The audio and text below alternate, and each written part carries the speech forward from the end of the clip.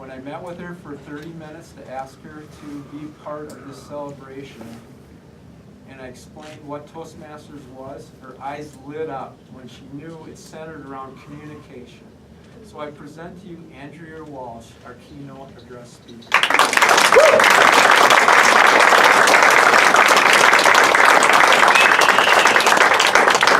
I am so glad to be here today. As Todd mentioned, when we met and he shared with me that this is the 25th anniversary of Health Toasters, I thought, wow, what an honor to be able to just give you a few thoughts on the importance of communications. And so I want to start out with two congratulations. One, congratulations to the club. Clearly a big accomplishment and something that you all collectively own. The second thing is I just want to congratulate each of you individually for making the commitment and having the courage to change and improve your own communication and leadership skills. It's an important undertaking, and it's something that resonates with me in part because, as you can imagine, I get the opportunity to make a fair number of presentations, and some of them go really well, and some of them don't go as well. And so what I thought I would share with you today are 3 tips as I think about communication and the art of communication that I've found matter the most as a leader. Because I do think the link between communication and leadership is a tie that can't be broken. You cannot be an effective leader if you aren't an effective communicator. So working on communication is really, really important. So what are those 3 things? Well, I think the first is the importance of listening.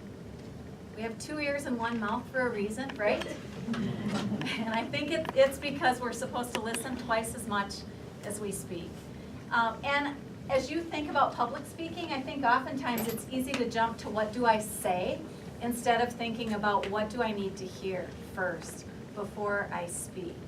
And that art of good listening is so important. How many times have we all been in a meeting where we're going around the room and we're asked to introduce ourselves and to share something?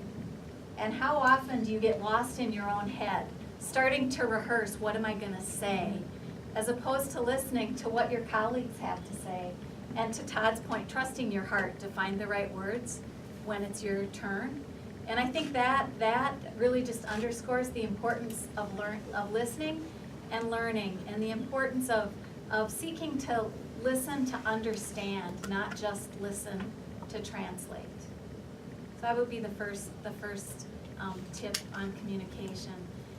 The second would be learn the art of storytelling, because stories allow us to convey information in a way that has way more impact than facts and figures. As human beings, we're just drawn in to stories in a way that's different.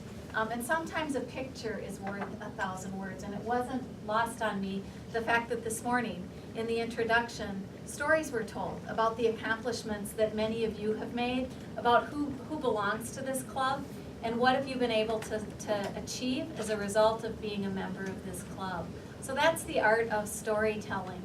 I was thinking about it, last week we had our leadership symposium here at HealthPartners, and the story I told at the beginning of my remarks was about the first cell phone that actually was introduced in 1973, and it was called a take-along phone, and it was about this high and about this wide, and you couldn't possibly put it in your pocket. It was big and bulky.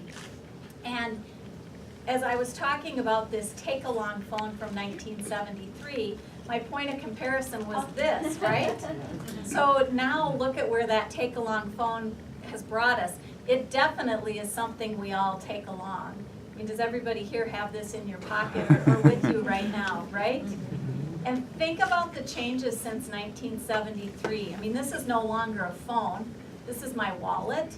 It's my flashlight. It's my address book. It's my way to communicate with my kids. I mean, it is like your lifeline. So that take-along phone has changed a lot over the last 45 years. And I didn't tell the story to focus on the advancements of technology, although that's certainly been remarkable.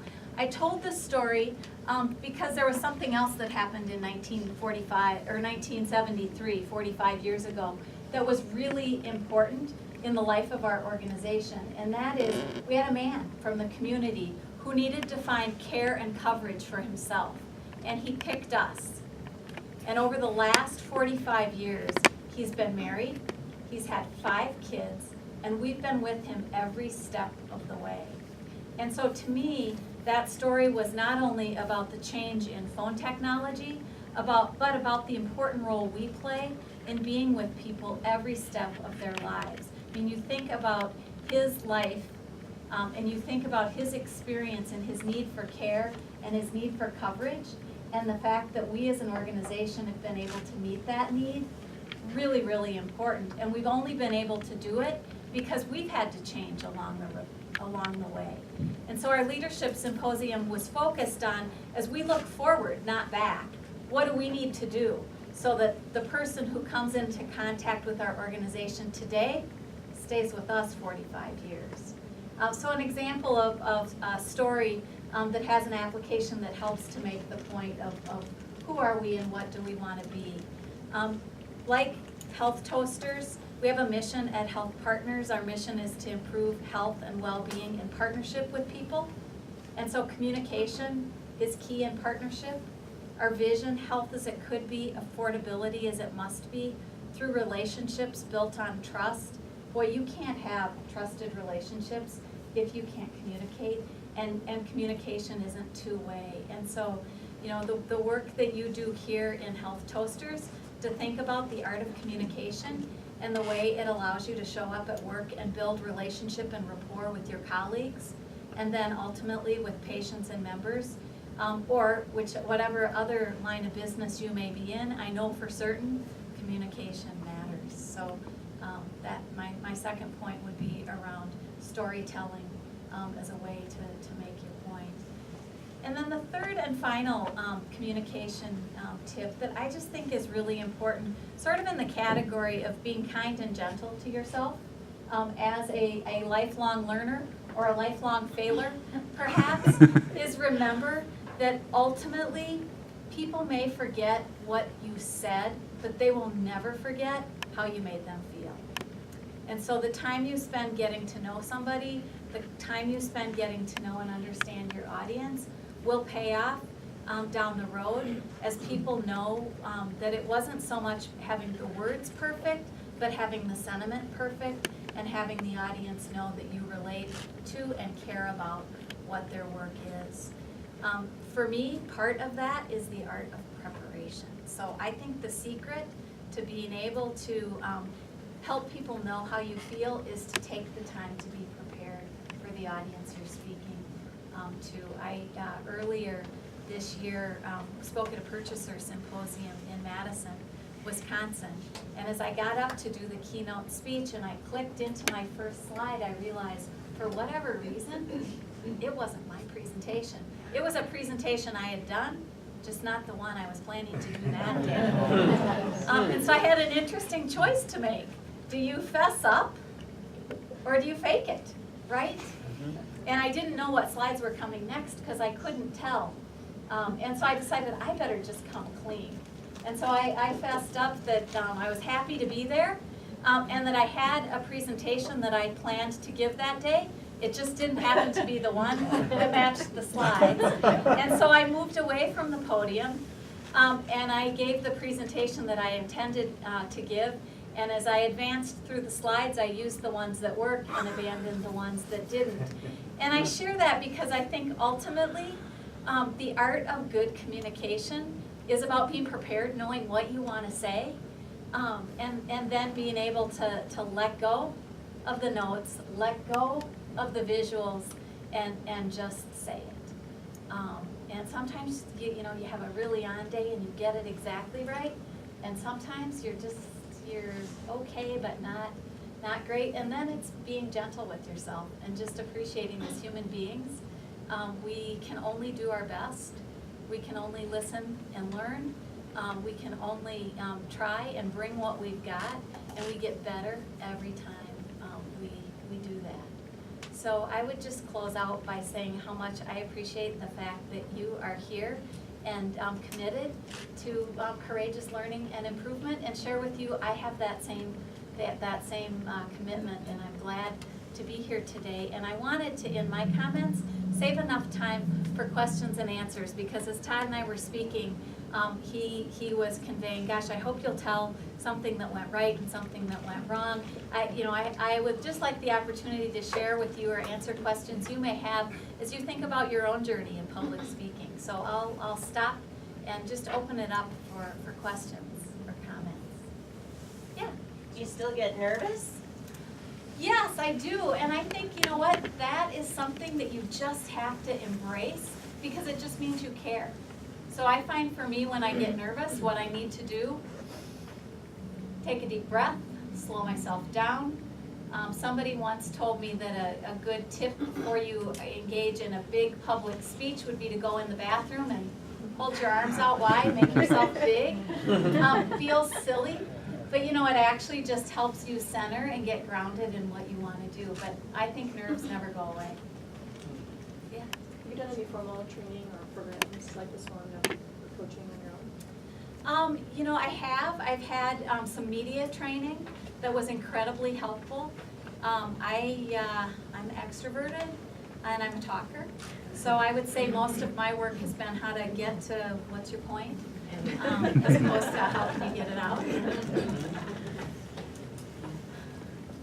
What are your techniques for like preparing to speak? How do you put your speeches together? Yeah, so a couple of things. One is I try to begin with the end in mind. What's the takeaway? What do I want to make sure that people take away from my comments? And I start with that as, kind of what are my headlines? Then I think about, are there stories or visuals that will help me convey that? If I'm using a PowerPoint, actually I like to print my slides out and lay them out on a table, and visually, I'm a visual person, so I like to see, is the flow gonna work? And I find for me, some of my best editing is actually done with slides laid out on a table, so I can move them around and see, is that flow gonna work better? So those are just a few things that I found helpful. Thanks. So what was your first experience with having to get in front of medium to large group? Was it, do you go all the way back to high school where you felt uncomfortable that initial time? Yeah. For the first time, was there a mentor that helped you out and say, you're doing well, you're doing well? Yeah. Because a lot of people will run away from that experience because it's so uncomfortable. So I had a little bit of high school speech experience, which was okay. And same in college. I was an English and business major. I went to law school, and in law school you get training around courtroom speak, which is very different. Trains a little bit of the heart out of your communication style, so I had to work to bring that back in as I moved out of a courtroom communication style and into more of a general audience style. When I was at the health department, I did a lot of public speaking that was more honors and recognition kind of events. I would say some of the things that mark in my mind is like the hard knocks lessons of public speaking were when I was early on as a lawyer coming out of a courtroom in a small town in greater Minnesota, and the lawyer I was with saying to me, "You have got to stop talking like that." Talking? What do you mean? And it was, and it's a female speech trait, a lilt at the end of your statement so that it sounds like a question. And so it was instilled in me, you gotta take that question out of the end of your statement. If it's a statement, if it's a question, that's okay. But if it's a statement, make it so. Other questions or comments? Anyone? All right, well. Sorry. Oh, great. That's all right. So, being an extrovert, as I am too, and I like when I have given presentations, I'm more of a conversationalist, and so I tend to go along, make it a lot of words. And so it's hard to, as my boss will say, cut out the fat. And so that, to me, that's really hard, and I just wondering, you know, when you, like, getting to the point, how, you know, to be able to do that when you're presenting, you know, to be able to cut out that fat, you know, so as an extrovert, not having to use a lot of words. I think it's a great question, and I don't know that you ever reach it perfectly. I think it's just the ongoing quest Yeah. to trying to figure out, am I using words sparingly, or are they important to make the point? And sometimes what's interesting to me as a speaker may not be as interesting to the group I'm speaking with. So that's where I go back to that art of listening and reflecting on who am I communicating with, to try to figure out what's just extra. Thank you. Great question. Great. In order to stay on time, we better move on, but first I would like to present Andrea with an appreciation award for taking the time to come and speak to us today on the 25th anniversary. And what your award reads, is it says, is Andrea Walsh, in appreciation of your support for the people who find their voice through Health Toasters, October 1st, 2018. Thank you. Thank you.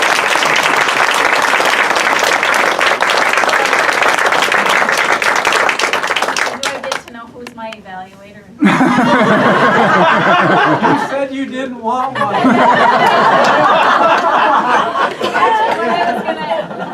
What I was gonna share is my speech pattern, or my habit that's my filler, is I think. And I work hard to not think but just state.